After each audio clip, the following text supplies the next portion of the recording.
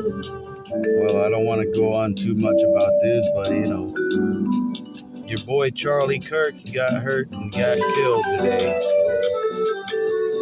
I don't want to carry on about that too much, but I do want to just carry on a little about everything, like that little girl that got hurt in North Carolina.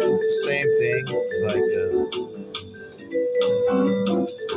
if everybody would just stop killing each other, that would be the first step. Yeah, fuck the peace. I mean, but I don't know. Somehow people can't manage that concept, but it's all right. But I'm talking about something else. I'm talking about self-defense, being aware of your surroundings, and you gotta keep your head at 6 o'clock. You gotta keep your head on a swivel. Don't come close to people, especially in a busy space where you don't know who these people are. Even if someone comes up too close to you, behind you at a gas station, what I normally do is I'll turn around and look at them up and down like that, and then I'll take one step forward, and then I'll turn around, and then I'll put my hand on my knife or whatever, or I'll just tell them, back the fuck up. You're too close to me. Just do something like that. That works. But yeah, I'll look at somebody and be like, "Can you back the fuck up? You're too close to me. Get the fuck back." You could do something like that. I do that all the time. There was one time I was at the gas station. I was on the way home, and this gentleman out front, he was like, "Yo, man, you think I can get a ride?" And I was like, "Sure, yeah, I'll give you a ride." I was like, "Well, where are you going?" And it was like right on the way to my house. And he's like, "Yeah, Park Place, whatever." I'm like, "Yeah." I'm like, "Yeah, that's on the way."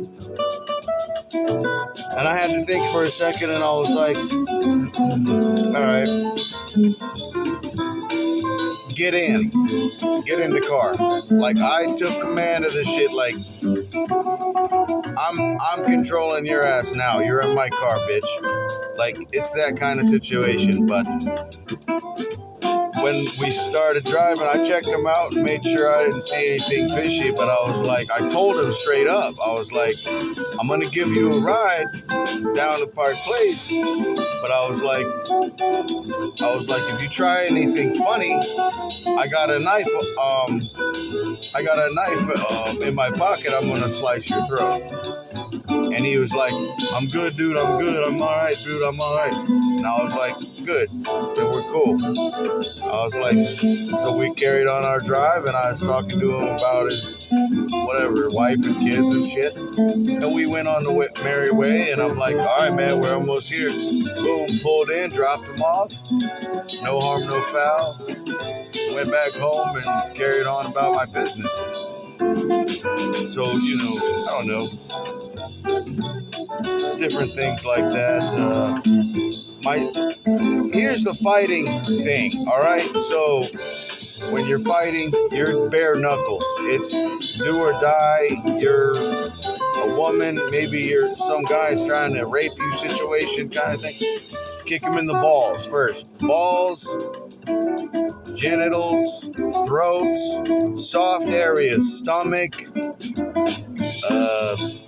If you can break bones, kneecaps, kick the kneecap out. Like you could do, fight dirty. You don't fight clean, you fight dirty. The very first thing you could do is say, "All right, man, I'm good, dude." And if you kick him in the balls hard enough, the first thing he's going to do is go down and grab his balls. And then you just, bam, you grab their face and knee them right in the face as hard as you can. Just like that. Then they're going to fall backwards, holding their face. So they got their balls hurting, face hurting. And then you can just go nuts. I would do some karate chop to the throat, then take out their breathing.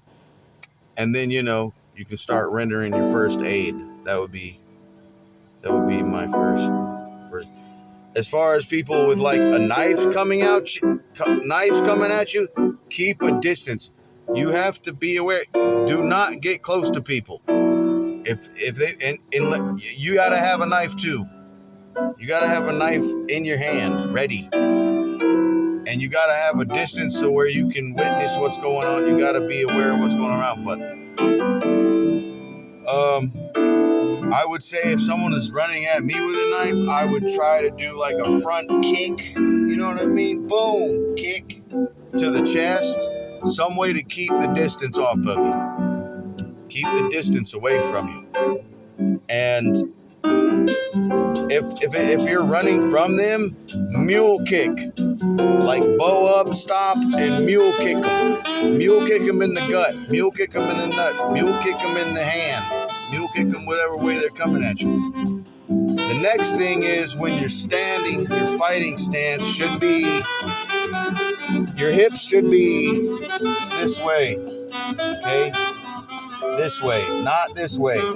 If you're this way, what? Someone can kick you in the nuts. You don't. That's what I'm going to do to you, is kick you in the nuts, because you're standing like this. You stand like this, and so your whole body is, and you have momentum to swing, so you get your whole thing. Also, protect your throat, because you're going to be going for their throat. That's what you're going to be doing. So you block your balls and your throat. If they try to hit you in the head, you can just let them break their hand on your elbow. And then while you punch them in the soft spots, the gut, hammer fist in the temple right here. You can go on and on with this way of fighting. This is what I've been thinking about for a long time. I had a punching bag, and I used to practice this way of fighting. So you defend yourself with the elbow, and you also use the elbow, and you protect your hands. You know, the only hand would be hook right in the throat. And you gotta, I don't know, you can change your stance, and you can, start, and it's also a defense mechanism. So you can, you know what I mean? That's the way I fight. I've never had to use it. So somebody got lucky, but we usually talk it through. But if you're ever in a situation, like, be aware, that's all. Mostly be aware of your situation.